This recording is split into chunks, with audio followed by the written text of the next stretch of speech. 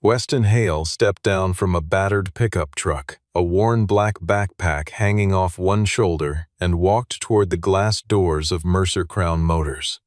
The kind of place where the ultra-wealthy jostled quietly over a hypercar priced at $4.6 million. Head of security Bryce Langston stopped him before he reached the red carpet, and CEO Celeste Mercer appeared moments later to ask, in front of a full room of VIP guests, whether he had come to make a delivery or apply for a job. She pressed him to open the backpack in public, convinced she would humiliate him in front of everyone who mattered. But as the contents were lifted out one by one and placed on the security table, the smile faded from Celeste's face, and she stepped back without realizing she had moved at all. If you enjoy the kind of story where quiet power wins over loud arrogance, stay with this one until the very end. The city of Dallas had no shortage of places where money was worn like armor, but Mercer Crown Motors occupied a category entirely its own. The showroom sat at the end of a private boulevard lined with sculpted hedges and low-voltage lighting, the kind of approach that told arriving guests they had already been filtered before they reached the door. Admission to the closed auction events required a verified minimum asset profile of $5 million, and the invitations themselves were printed on cardstock that felt heavier than most business decisions. That evening, the showroom had been arranged around the crown jewel of its current inventory, a silver-gray hypercar, one of only 12 produced in the world, with a starting bid of $4.6 million. The floor was full of industrialists, collectors, and a handful of international buyers who had flown in specifically for the event, their suits and watches doing the work of introductions before anyone spoke. Celeste Mercer moved through the room like she had designed it, which in every way that counted, she had. Her white blazer pressed to a geometric edge, her voice carrying just far enough to reach the people she wanted it to reach. She was speaking that night about expansion, about opening a second location in Miami, about a capital raise she described as $90 million in the making. The message underneath every sentence was the same. The Mercer name had been a promise when her Uncle Vaughn built it, but under her direction, it was becoming an empire. Outside, a set of headlights swept across the lot in a way that no one inside initially noticed. The truck was a dark-colored half-ton with a faded back bumper and a scratch along the passenger door that had never been touched up. It pulled into a space near the entrance without ceremony, and the man who climbed out wore a denim jacket, plain dark jeans, and a black backpack with a fraying zipper pull that caught the exterior lights for just a second before he turned toward the front doors. Weston Hale was 39 years old and did not look like anyone who belonged inside Mercer Crown Motors, and he understood that about himself without apology. He had no visible security detail, no watch worth mentioning, no posture announcing that he had arrived somewhere important. He walked toward the entrance the way a man walks toward an errand he has been thinking about for 3 years. The valets near the entrance exchanged a glance as the truck passed. One of them moved slightly, as though prepared to redirect the driver to a different lot, a different building, a different reality. But the man who stepped out was already moving with enough quiet certainty that redirecting him would have required a reason, and none of them had one specific enough to act on. He adjusted the backpack on one shoulder, checked nothing, consulted no one, and covered the 40 feet to the entrance with the unhurried rhythm of someone who had decided a long time ago that other people's impressions of him were a secondary concern. Bryce Langston stepped forward before Weston reached the threshold, placing himself between the door and the man in the denim jacket with the practiced ease of someone who had turned away dozens of people who didn't belong. He looked Weston over from the backpack down to his boots and asked whether he was there for a delivery. Weston said he had a private invitation to the evening's auction. Bryce asked for his name, and when Weston said it, Weston Hale, Bryce scrolled through the tablet in his hand and found nothing, which was precisely what anyone would find, because the invitation had been issued under the name of Weston's investment fund, Hale Meridian Holdings, a name Bryce had no reason to recognize and every reason to doubt. Inside, several guests had turned toward the door, drawn by the slightly too long pause in the entry sequence. Celeste caught it from across the room and walked over, not because she wanted to help, but because an unkempt man standing on her red carpet was an aesthetic problem she intended to correct quickly. Frup. Celeste reached the entrance with the composed speed of someone who had rehearsed this kind of dismissal. She looked at Weston the way a person looks at a misaddressed package and asked whether he was there to drop something off, or whether he had perhaps wandered to the wrong address. A few guests close enough to hear managed small, controlled smiles. Bryce straightened slightly, reassured by the presence of his boss. Weston did not change his expression or raise his voice. He said simply that he was there to inspect an asset in the evening's auction. Celeste told him that the assets in the room carried price tags equivalent to a lifetime of wages for most people, and that she had a responsibility to her clients to ensure the security of the environment. She looked at the backpack and said that bags of unknown origin were not permitted near vehicles of that value without inspection. The framing was civil, but the intention was not. She wanted him embarrassed, not accommodated. Weston looked at her steadily and asked whether she was suggesting he open the bag in front of the assembled guests. Celeste said that anyone with nothing to hide would have no objection. Bryce lifted the backpack from Weston's shoulder and set it on the security table near the entrance, and a few guests reached for their phones. Celeste crossed her arms and positioned herself where the most people could see her, settling into the moment the way someone settles into a seat at a performance they have already paid for. Weston said quietly to Bryce that the contents included legal documents and should be handled carefully. Bryce gave a short laugh and told him that parking tickets were also legal documents. The zipper was pulled back, and no one in the room fully understood yet that Celeste had just created the conditions for her own undoing. The first thing Bryce removed from the backpack was not clothing or tools or anything that matched the picture the room had already assembled. It was a small titanium case, no larger than a hardcover book, etched along its lid with a logo that had not been in active use for 3 years. The original founding crest of Mercer Crown Motors, predating Celeste's rebranding. Celeste's expression did not collapse all at once. It shifted in the way that ice shifts before it cracks, the composure still there on the surface, but something structural giving way underneath. Bryce set the titanium case aside and reached in again, pulling out a brown leather document portfolio, then a sealed security drive with a hardware encryption key still attached, then a thick envelope bearing the embossed header of Preston Tate and Associates, a legal firm whose name several people in the room recognized. Last came the key, matte black titanium, contoured to a grip that matched nothing any standard dealer inventory would carry, its profile unmistakable to anyone who worked with vehicles of this category. It was the original primary access key for the hypercar sitting at the center of the showroom floor.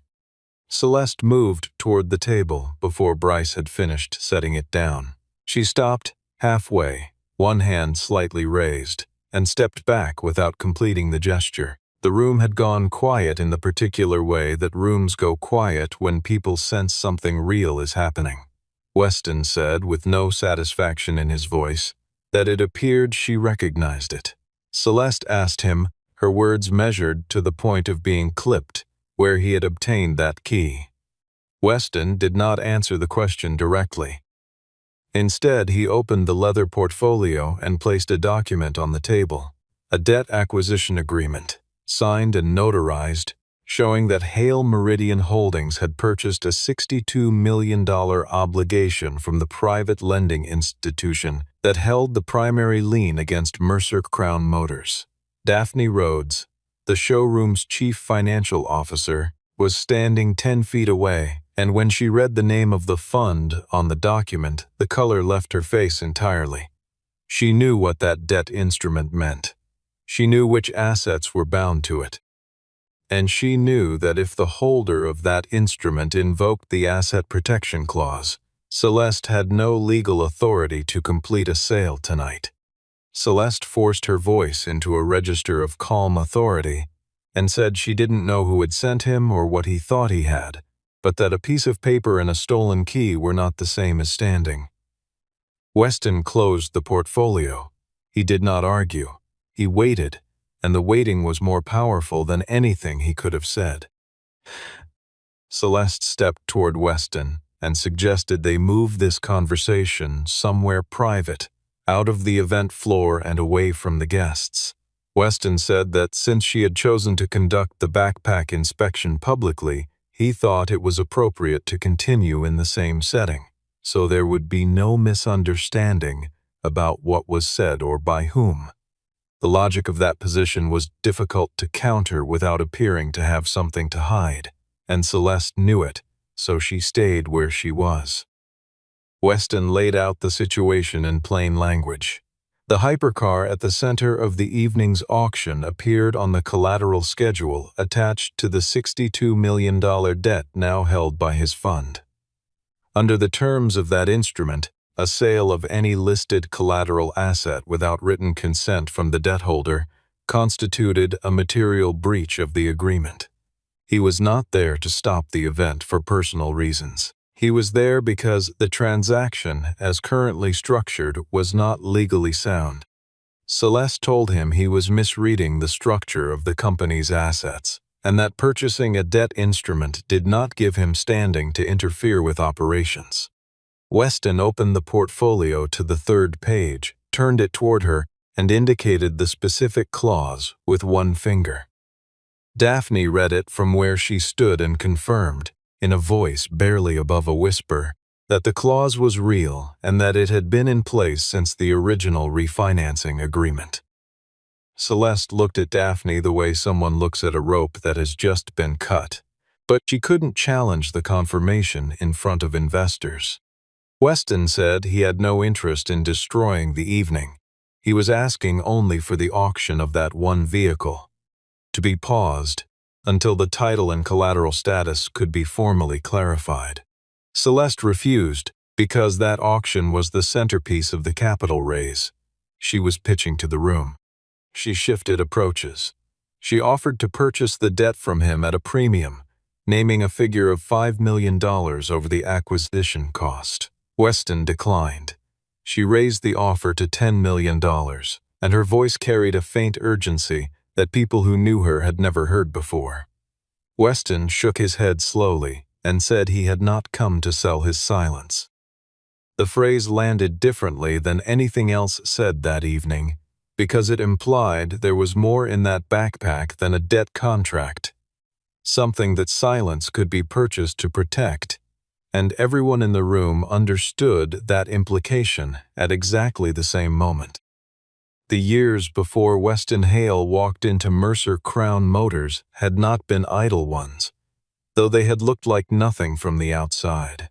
He had spent the better part of his 30s as a senior systems engineer specializing in active safety architecture for high-performance vehicles, a field so narrow and so technically demanding that the people who worked in it were largely invisible to the public, while being indispensable to the manufacturers who built the cars those same people idolized. He had not published under his own name often, had avoided the trade conference circuit, and had turned down 2 offers to become the public technical face of brands whose names would have made his career visible overnight. The patents he held, which covered 3 distinct systems in active aerodynamic load management and emergency chassis stabilization, had been licensed to 7 manufacturers across 4 countries. The royalties had arrived quietly and consistently for over a decade, building behind the scenes while Weston lived in a house in the suburban fringe of Dallas and drove a truck he kept meaning to replace. He had first known Vaughn Mercer during the years when Vaughn was building the showroom into something worth knowing about, not through flashy inventory alone, but through genuine relationships with the engineers and craftspeople whose work made those vehicles remarkable. Vaughn was not like the other principals in that world. He cared about what the cars actually were, not only what they cost, and he treated the people who built things with a respect that was not common in rooms full of collectors.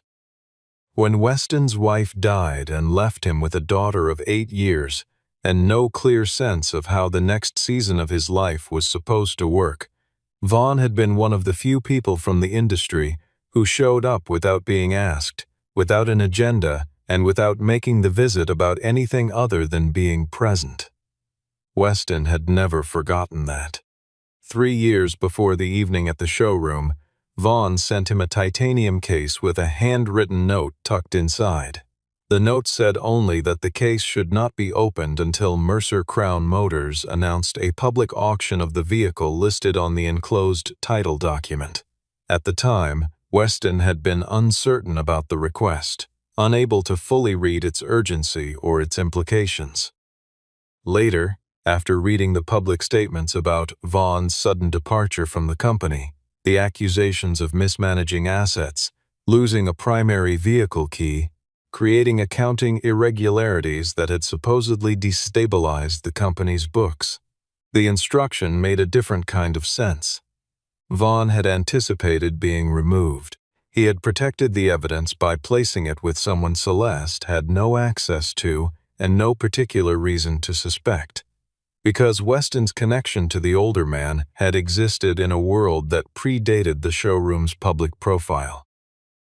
Weston had spent the intervening 3 years tracking the debt structure of Mercer Crown Motors through public filings, watching the lending institutions involved, and waiting for the right instrument to become available for acquisition through channels that kept his name out of public records until the moment he chose otherwise. He had purchased the debt position 6 months before the auction announcement, when the original lending institution had grown concerned enough about the showroom's payment consistency to accept an exit at a modest discount. By the night he drove to the showroom, the legal architecture was complete. He had only been waiting for Celeste to set the date. Celeste understood, by the time she had exhausted the first round of legal pressure, that she was not dealing with a nuisance or a bluff. But she had built her reputation on the ability to control rooms, and she was not ready to cede this one without a fight that at least looked like conviction. She turned to the assembled guests and spoke with the kind of deliberate confidence that had served her through a dozen difficult negotiating moments. She told them that a person who had arrived uninvited, without verification, carrying an old bag, should not be taken at face value simply because he had produced documents she had not been given time to review.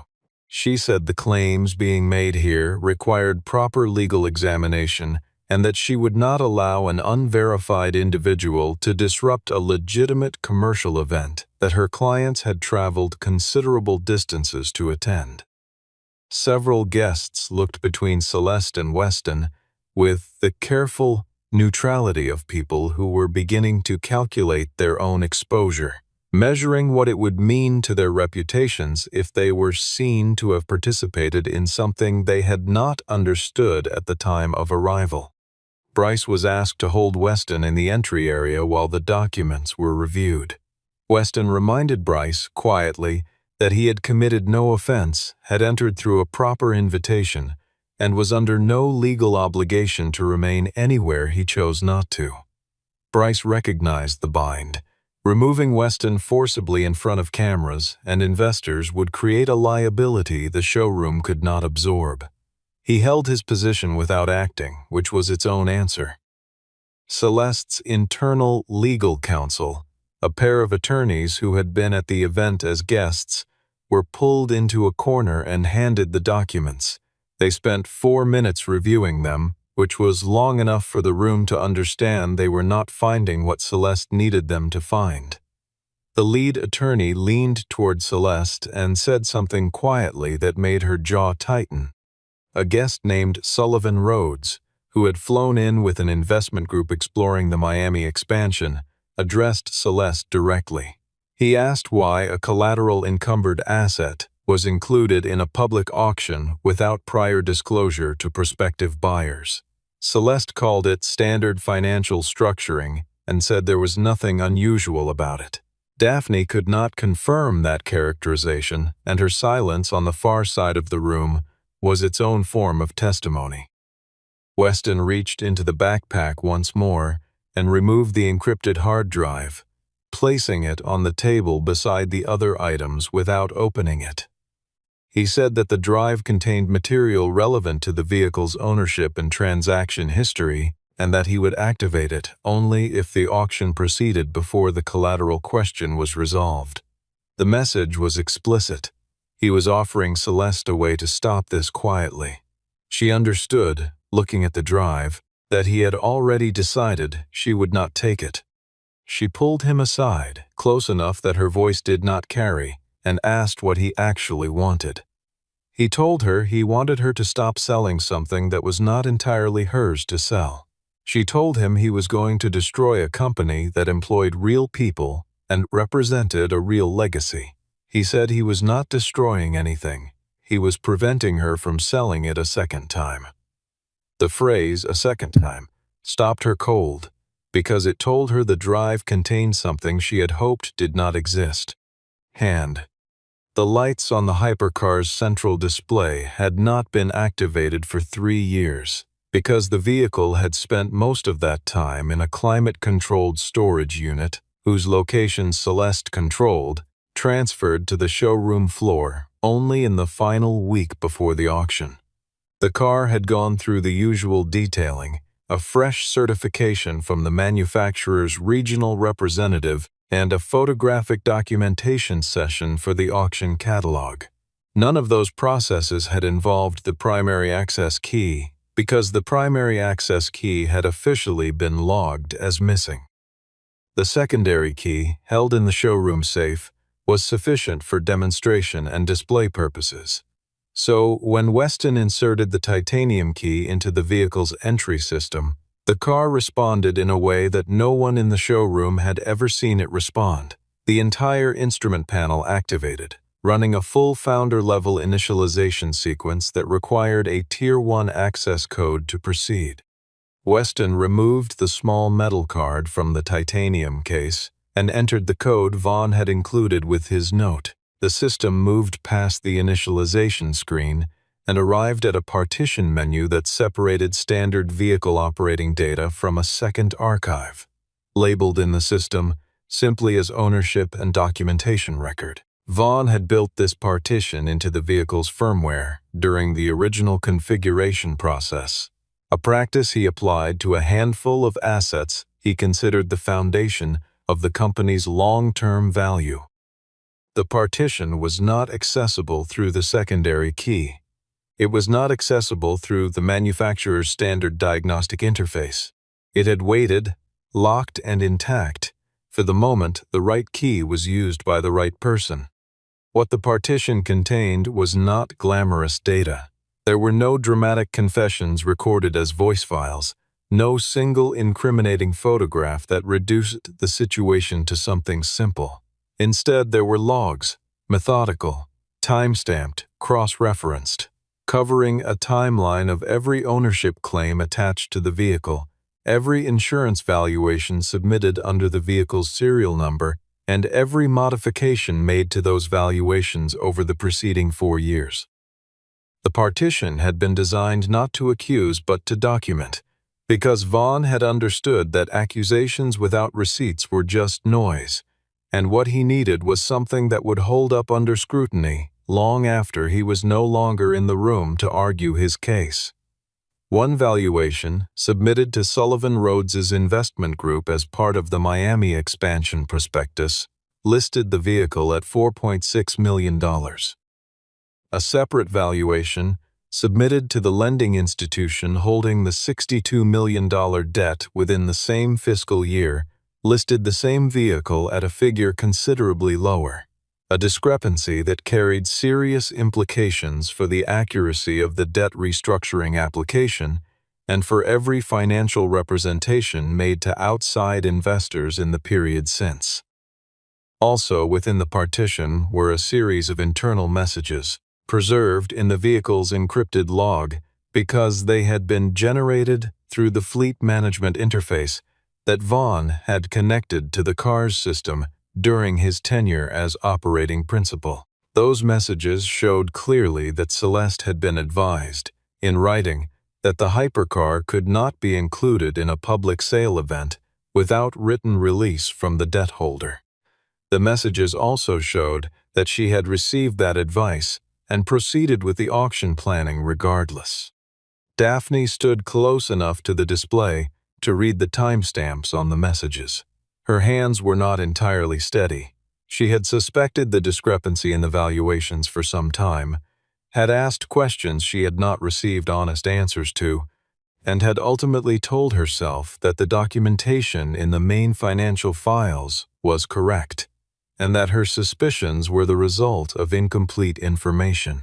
The screen in front of her confirmed that her suspicions had been entirely correct, and that the documentation she had been shown had been incomplete by design. Celeste reached forward to close the display screen, but Weston had already transferred the partition data to the encrypted drive in full view of Preston Tate, Sullivan Rhodes, and 3 other guests who were now standing close enough to see exactly what was being done. There was no version of events in which the data could be described as tampered with or fabricated. The doors of the showroom opened again, and Preston Tate walked in. He was accompanied by 2 associates, and he carried nothing dramatic, just a slim legal case and the kind of composure that came from knowing precisely what was about to happen.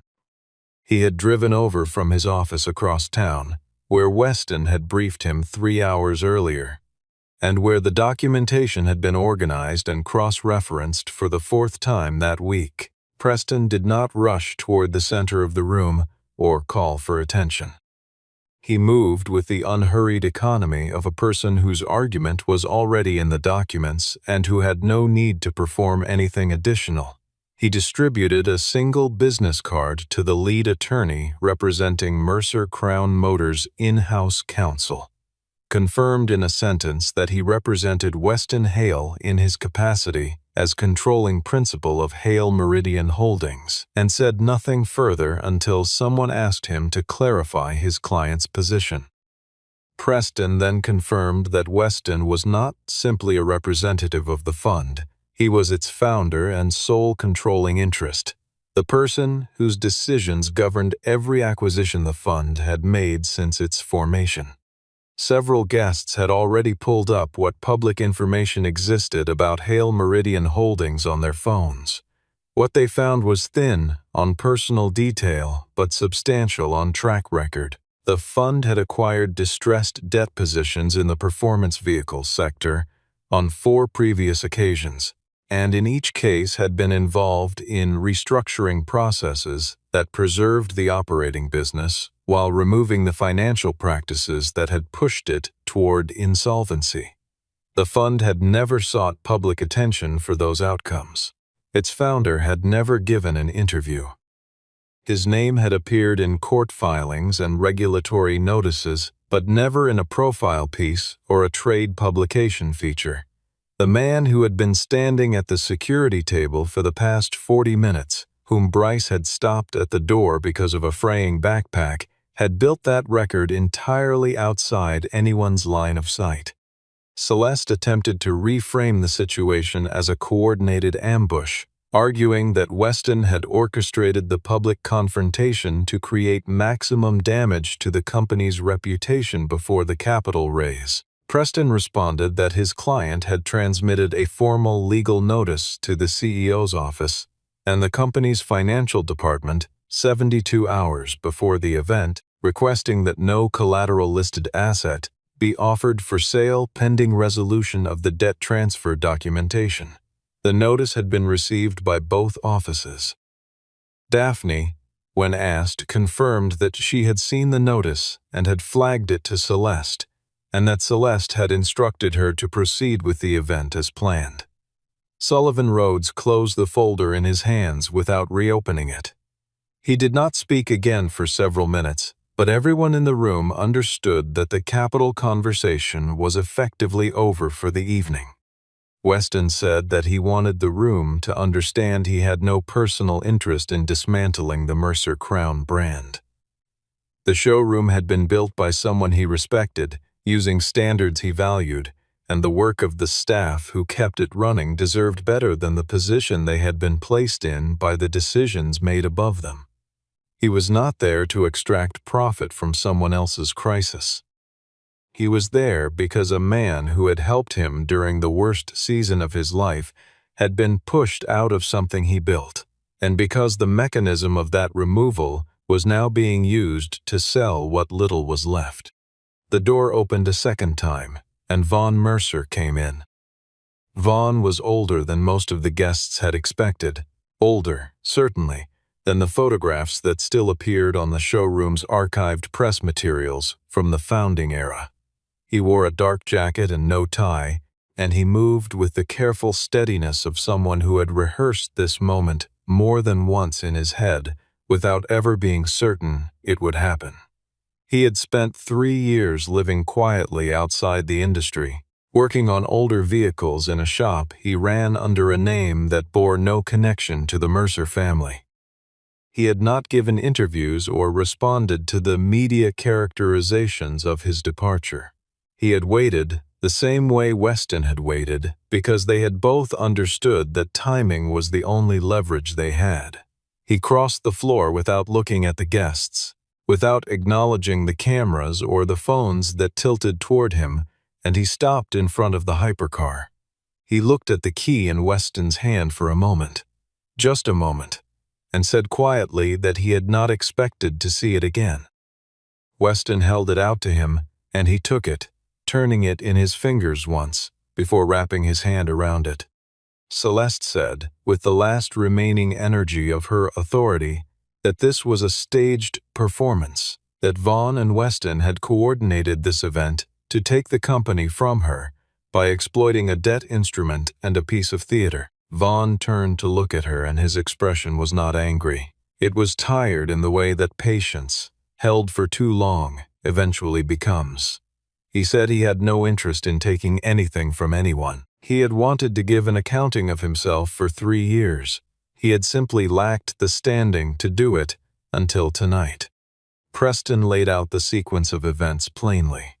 3 years prior, Vaughn had discovered that several high-value assets, including the hypercar, had been pledged as collateral for separate lending arrangements without being disclosed to the company's full board. He had attempted to raise the issue internally and had been preempted by Celeste's public accusation that he had caused the disappearance of the primary vehicle key, which was used to justify an emergency removal vote before he could present his findings. The key had not been lost. It had been given, deliberately and carefully, to a person Celeste had no access to and no reason to suspect. Weston had accepted that trust not because he owed Vaughn a favor, but because he understood exactly what the evidence would need to look like when the time came to use it properly. Daphne spoke next, without being asked. She confirmed that financial reports she had reviewed during the period in question had contained figures that did not match the underlying source documents she had seen in her own auditing process. She said she had been given explanations that she had found incomplete and had ultimately not pursued, because she feared the consequences of pushing further. She said she was prepared to cooperate fully with any independent audit going forward. Weston told her that no one was asking her to have been braver than she was. He only needed her to be accurate now, which she clearly was. Sullivan Rhodes stood and announced that his group was suspending all investment discussions pending the outcome of a full independent financial review. 3 other prospective buyers quietly indicated they were withdrawing their auction deposits. The event did not end with a confrontation. It ended with the slow and comprehensive removal of every assumption the evening had been built on. The emergency session of the company's governance committee convened within the hour, using the showroom's private conference room and a video link to two board members who were traveling. The case before them was not complicated, legally speaking. Hale Meridian Holdings held the largest single debt claim against the company. The asset protection clause within that instrument had been triggered by the confirmed attempt to sell a collateral-listed vehicle without debt holder consent. The encrypted data recovered from the vehicle's partition had been witnessed by multiple parties and preserved through an authenticated transfer process that Preston's associates documented in real time. There was no procedural ground to contest the sequence of events, and the members of the committee who had been in the room for the previous 2 hours had already formed their own understanding of what had happened and why. The mood in the conference room was not hostile so much as resigned, the resignation of people who had trusted representations that they could now see had been incomplete. Celeste argued that the board had no authority to remove her without cause, and that a single disputed transaction did not constitute grounds for action. Preston pointed out that the debt covenant violation was not the primary issue before the committee. The primary issue was the documented submission of materially inconsistent asset valuations to different parties simultaneously, which was a representation question that carried implications well beyond one evening's auction.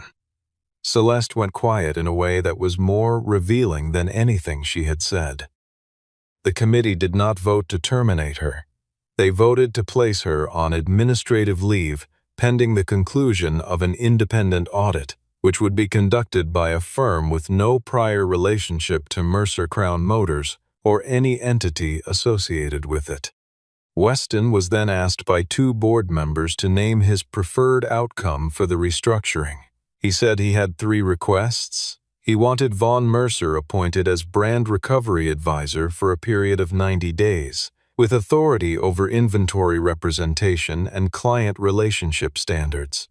He wanted Daphne Rhodes to serve as the primary financial liaison to the audit team, given her institutional knowledge of the company's operational history. And he wanted an interim operations director, someone with no stake in any party's position, to manage the day-to-day sales floor during the transition. He did not ask for a seat on the board. He did not propose to rename anything, restructure anything toward his own benefit, or hold any operational role. The 3 requests were noted, and all 3 were agreed to. Bryce Langston found Weston near the entry table as the room began to clear. He stood in front of him for a moment without speaking, and then said simply that he owed him an apology. Weston considered this and said that Bryce was doing his job as he understood it, and that was not a sin. He told him that the useful lesson was not about Bryce specifically. It was about checking the invitation before forming a theory about the person holding it. Bryce nodded and stepped back. The words were not cruel, but they were exact, and they landed the way exact things do. Celeste stood near the far end of the showroom as people began to leave, and at some point she looked at the backpack still sitting on the security table. Several hours ago, she had placed it there herself, absolutely certain that opening it would be a moment of small, satisfying power. The hinge of the entire evening had turned on that decision. The document portfolio, the titanium case, the security drive, the key. None of those things would have been displayed to the room if she had simply allowed Weston to present his invitation and take his place at the auction. She had made him open the bag. She had provided her own undoing with both hands. The auction was formally canceled before midnight. The hypercar remained on the showroom floor, its display system finally quiet, its primary key returned to the hands of the man who had entrusted it to a friend when he had nothing else left to trust. The crowd that remained outside the showroom in the hour after the event was smaller than it had been during the event. But the people still there were more focused. A few guests lingered near the entrance, and one of them, a collector who had laughed when Bryce first stopped Weston, approached and said something quietly that Weston did not reproduce for anyone later. A financial journalist, who had been at the event as a guest, asked whether he would give a statement for a piece she was already drafting in her head. He said he had nothing to add to what the documents said, which were already a matter of record. A vintage car collector whose collection was almost certainly worth more than the showroom's entire inventory offered, half-jokingly, to buy the backpack as an artifact. Weston smiled and said it had a previous appointment with a packed lunch. He stepped away from the group near the entrance and found a quiet corner of the lot to make a phone call. Tessa answered on the second ring, which meant she had been awake later than she was supposed to be, and he let that go without comment. She asked whether he had bought a car. He told her no, he had only stopped someone from selling one they weren't quite entitled to sell. She had heard him describe his work in terms this oblique before and had stopped trying to unpack them. She asked instead whether he was going to be home in time to make breakfast. He said he would be there before she woke up. There was a brief silence on the line, and she said okay, and in that single word was every quiet trust that a daughter builds in a father over years of small, reliable promises, the kind that don't announce themselves and don't require witnesses. Vaughn found him before he reached the truck and thanked him without elaboration, the way men thank each other when the words for what they actually mean are too large to fit the moment. Weston told him the debt on the company would be managed fairly, that the audit was not a punishment but a correction, and that the brand Vaughn had built still had the underlying structure to last. Vaughn said he knew that. He said he had known it for 3 years, which was why he had been able to wait. Weston said that made 2 of them. Daphne caught up with him at the truck and asked, with the careful directness of someone who had been careful for too long, whether he had any plans to fold the showroom into the fund's other holdings and operate it as a consolidated asset. Weston considered the question and then said that a good brand was like a well-engineered car. Handled wrong, it came apart fast, but given the right attention and the right driver, it could go a very long way. He wasn't interested in being the driver. He was interested in making sure the car was roadworthy again. He put the backpack on the passenger seat and started the truck. The lot was still half full of vehicles worth 10 or 20 times what his truck had cost when it was new, and none of them drew his attention as he pulled toward the exit. The man who had been stopped at the door for the wrong shoes, the wrong jacket, the wrong luggage, drove away in the same vehicle he had arrived in, unhurried and unchanged. No one watched him go with the expression they had worn when he arrived. That, too, was a kind of answer. There are people who carry entire arguments in a worn-out bag, and only open them when the truth itself is standing at the door, being turned away.